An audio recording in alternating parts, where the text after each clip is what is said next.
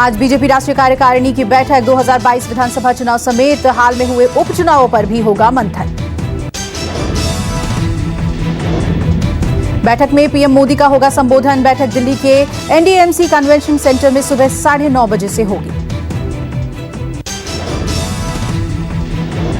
बैठक में पीएम मोदी, राष्ट्रीय अध्यक्ष जेपी नड्डा समेत कई नेता उपस्थित होंगे। वैक्सीनेशन और कोविड-19 पर भी चर्चा संभव।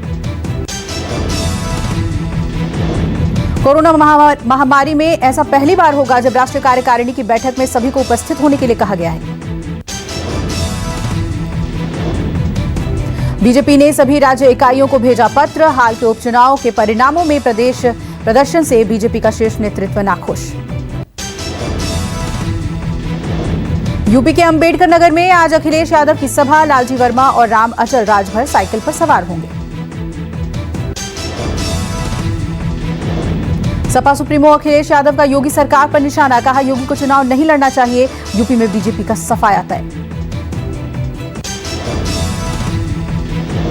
जातिगत जनगणना का समर्थन करते हुए अखिलेश यादव ने कहा, आजादी के बाद कई जातियों को सम्मान नहीं मिला। अखिलेश ने कहा कि जातियों के सम्मान के लिए जातीय जनगणना जरूरी है। आबादी के हिसाब से पिछड़ी जातियों को सम्मान मिले। बीजेपी के चाणक्य माने जाने वाले अमित शाह 13 नवंबर को अखिलेश के गढ़ आजमगढ़ से सियासी बिगुल फूंकेंगे। यूपी के सीएम योगी आदित्यनाथ आज जाएंगे यूपी के देवबंद एटीएस ट्रेनिंग सेंटर के निर्माण की नींव रखेंगे। योगी सरकार देवबंद समेत उत्तर प्रदेश के 12 संवेदनशील स्थानों पर एटीएस कमांडो सेंटर खोलने जा रही है। सीएम एटीएस ट्रेनिंग सेंटर के शिलान्यास के दौरान मुख्यमंत्री एक बड़ी विशाल रैली को भी संबोधित करेंगे। सीएम योगी सहारनपुर में मां शाकंभरी देवी विश्वविद्यालय के उद्घाटन कार्यक्रम में शिरकत कर सकते हैं। सीएम योगी का सहारनपुर दौरा पश्चिमी यूपी की राजनीति के लिए बेहद महत्वपूर्ण। देवबंद को गन्ना किसानों का गढ़ माना जाता है। यूपी के औरैया में सीएम योगी ने अग्निशमन केंद्र का उद्घाटन किया। सीएम ने कहा, सरकार किसानों को लेकर संवेदनशील है। सीएम योगी ने कहा कि यूपी में त्योहारों पर दंगे होते थे। सीएम योगी ने चेताया, आस्था से खिलवाड़ करना छोड़ दें। योगी सरकार का एक और बड़ा ऐलान, नवंबर तक बच्चों को स्मार्टफोन और टैबलेट दिए जाएंगे। लखनऊ में पहली से 8वीं तक के बच्चों के माता पिता के खाते में यूपी सरकार ने यूनिफॉर्म और बस्ते के लिए 1100 रुपए भेजे। राहुल गांधी ने एक बार फिर महंगाई पर सरकार को घेरा। कहा, विकास के जुमलों से कोसों दूर लाखों परिवार चूल्हा फूंकने को मजबूर। बिहार बीजेपी के अध्यक्ष संजय जायसवाल का बड़ा बयान। कहा, शराबबंदी कानून की समीक्षा होनी चाहिए। बिहार के सीएम नीतीश कुमार 16 तारीख को शराबबंदी की समीक्षा करेंगे। बिहार में शराबबंदी कानून के 5 साल पूरे हुए। आज उपराष्ट्रपति वेंकैया नायडू बिहार नालंदा में 6ठे धम्म सम्मेलन का करेंगे उद्घाटन। उपराष्ट्रपति पूर्वी चंपारण भी जाएंगे। दिल्ली में यमुना नदी में अमोनिया का स्तर बढ़ा। अमोनिया का स्तर बढ़ने के चलते पानी सप्लाई रहेगी बाधित। पूर्वी दिल्ली, उत्तरी पूर्वी दिल्ली, दक्षिणी दिल्ली और एनडीएमसी समेत कई इलाके भी पानी की किल्लत से जूझेंगे। अयोध्या से रामेश्वरम तक रेलवे कराएगी श्री रामायण यात्रा। आज से पहला ट्रिप। ट्रेनों में स्लीपर और 3rd एसी कोच होंगे। दिल्ली से पहली ट्रेन की शुरुआत होगी जो कि अयोध्या, वाराणसी, प्रयागराज, सीतामढ़ी, चित्रकूट, नासिक होते हुए दिल्ली लौटेगी। ट्रेन में एसी फर्स्ट और सेकंड एसी की सीटें हैं। इस ट्रेन में कुल 156 यात्रियों के पर्यटन करने की व्यवस्था है। श्री रामायण एक्सप्रेस की 4 ट्रिप होगी जो कि मदुरई, पुणे, साबरमती और राजस्थान के श्रीगंगानगर से चलेगी। ट्रेन में सामान्य स्लीपर क्लास में प्रतिदिन 900 और 3rd एसी में 1500 के लिहाज से किराया होगा।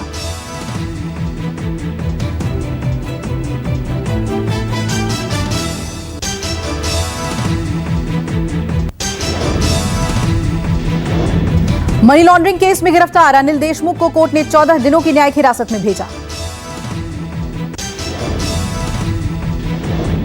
ईडी ने कोर्ट से 9 दिनों की और हिरासत मांगी, लेकिन उसकी मांग नहीं मानी गई। कोर्ट ने ईडी की याचिका खारिज की। ड्रग्स केस में बीजेपी नेता मोहित कंबोज का दावा, कहा अनिल देशमुख के बेटे का करीबी सुनील पाटिल ड्रग्स रैकेट का मास्टरमाइंड। हरियाणा में निजी क्षेत्र में आरक्षण, 75% हरियाणा वासियों को रोजगार अनिवार्य। हरियाणा सरकार से जारी की अधिसूचना, 15 जनवरी 2020 से होगी प्रभावी।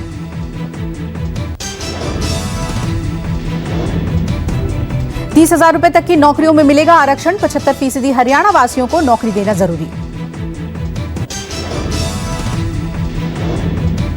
मुख्यमंत्री मनोहर लाल खट्टर ने फैसले को बताया महत्वपूर्ण, कहा प्रदेश को 2024 तक बेरोजगार मुक्त रोजगार युक्त बनाने का लक्ष्य। मुख्यमंत्री मनोहर लाल खट्टर का बयान, युवाओं को किसी भी प्रकार की कोई चिंता करने की जरूरत नहीं। सीएम खट्टर का बयान, प्रदेश सरकार हर समय खड़ी है युवाओं के साथ, हर वक्त बन रही है रोजगार के अवसर। रोहतक सांसद के बिगड़े बोल बीच चौराहे, अरविंद शर्मा ने दिया बयान। अरविंद शर्मा ने दिया बयान, कहा अगर मनीष ग्रोवर की ओर आंख उठी तो आंख निकाल लेंगे, हाथ उठा तो हाथ काट देंगे। सांसद अरविंद शर्मा ने कांग्रेस पर निशाना साधा, किलोई मंदिर प्रकरण के एक दिन के बाद दिया बयान। रोहतक शहर के सबसे व्यस्त रहने वाले छोटू राम चौक पर बयानबाजी, कांग्रेस और खासतौर से दीपेंद्र हुड्डा को दी चेतावनी। सांसद अरविंद शर्मा का दावा, सत्ता के लिए छटपटा रही है कांग्रेस, लेकिन लिख लो 25 साल राज करेगी बीजेपी।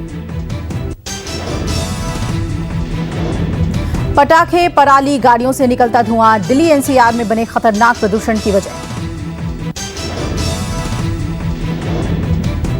प्रदूषण के बीच खेतों में पराली जला रहे पंजाब के किसान, दिल्ली एनसीआर के एयर क्वालिटी पर असर।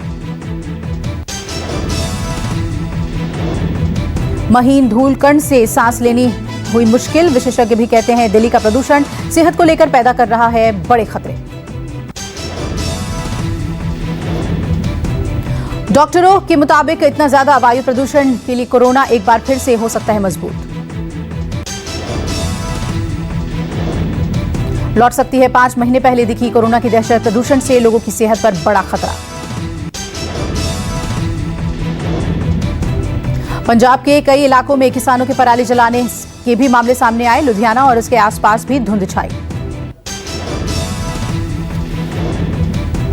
कानपुर में जीका वायरस के मामले और बढ़े, अब तक मिले 79 मरीज। सिर्फ 3 दिन में जीका वायरस के 43 केस, संक्रमण से ग्रस्त लोगों के स्वास्थ्य पर रखी जा रही है नजर। कोविड के दौर में इस्तेमाल किए गए कंट्रोल रूम से ही निगरानी। कंट्रोल रूम से जीका रोगियों पर रखी जा रही है नजर। सुबह शाम फोन पर ली जा रही है मरीजों की सेहत की जानकारी। सारे केस एयरफोर्स स्टेशन से 3 से 4 किलोमीटर की रेंज में ही सामने आए। कानपुर में अक्टूबर में मिला था जीका वायरस का पहला केस, बुधवार को 25, गुरुवार को 30, शनिवार को 13 नए मामले सामने आए।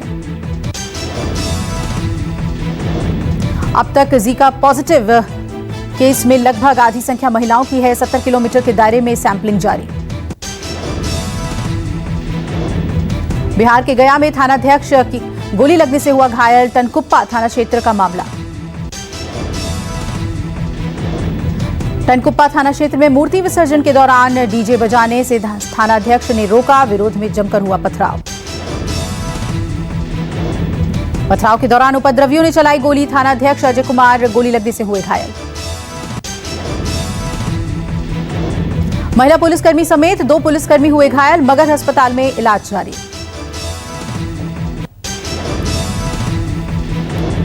छपरा में नकली नोट बरामद, 3,33,000 के नकली नोट की बरामदगी हुई।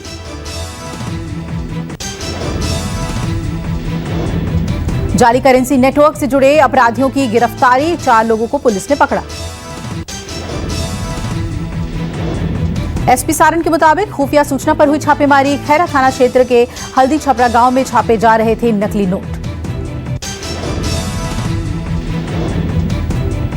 हल्दी छपरा गांव से शोएब रजा उर्फ हिकायत गिरफ्तार। घर से एक कलर प्रिंटर भी हुआ बरामद। आरोपी के घर से 1,05,000 रुपए के नकली नोट हुए बरामद। शोएब की निशानदेही पर 3 अपराधी और गिरफ्तार। 2,32,000 का नकली नोट भी किया गया बरामद। नेपाल से भी आरोपी लाते थे नकली नोट। असली नोट में मिलाकर बाजार में चलाते थे। बिहार के हाजीपुर में 10 साल के बच्चे की हत्या। पुलिस जांच जारी। दिवाली के दिन से गायब था बच्चा। बंद फैक्ट्री में मिला शव। 7वीं में पढ़ता था बच्चा। पिता असम में करते थे मजदूरी। महुआ थाने के सिंघारा उत्तरी पंचायत की घटना। एसपी खुद जांच के लिए पहुंचे। हत्यारों की तलाश में बुलाई गई डॉग स्क्वाड की टीम। वारदात के बाद सख्ते में पूरा इलाका।